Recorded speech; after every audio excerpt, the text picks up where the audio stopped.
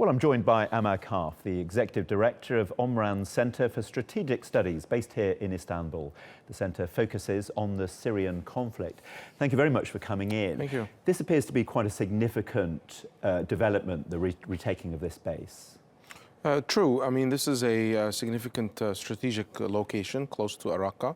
However, the plans seem to be circling around trying to lay siege on the city of Raqqa, full of many civilians that have been stranded pretty much inside the city. And unfortunately, several of them have died in the last few days in some of the airstrikes by the coalition. And so the capturing of Raqqa, the airbase, is an important step, perhaps. There's a significant threat on the water dam that's close to that region, and that's threatening over 3 million people all the way to Deir ez-Zor. Now, in terms of taking this airbase, how much closer does this get the US-backed coalition fighters to Raqqa itself, to actually taking Raqqa?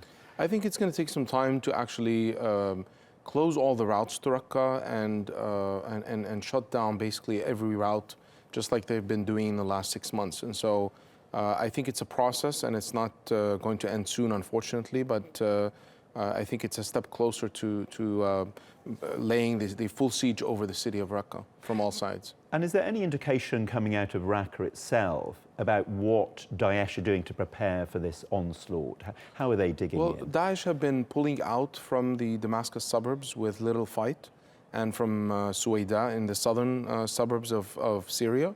And so it's significant how they're probably pulling out all their troops to basically defend Raqqa. And that's going to be an unfortunate civilian situation that we are pretty much concerned about. Mosul is under siege as well. Daesh looks like it's going to lose that at some point in the future. Once Raqqa goes, that's it really, isn't it, for Daesh in terms of actually having any territory?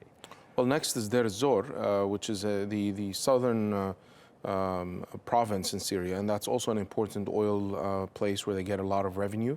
And perhaps after Raqqa and Mosul, and I believe, I expect that those two will go parallel to one another, as they're both significantly important to the Daesh group. And I just want to touch on the evacuation of Homs. What more can you tell us about that? This is a striking proof that the regime and its backers have not guaranteed the ceasefire agreement and have not fulfilled their commitments to the ceasefire. The regime has continued to forcibly evacuate people from their homes in Homs and in southern, in Damascus city and its suburbs. And so that basically proves the point that the regime and its backers are not unable to guarantee their compliance with the ceasefire. Thank you very much for joining us. Interesting stuff. Thank you.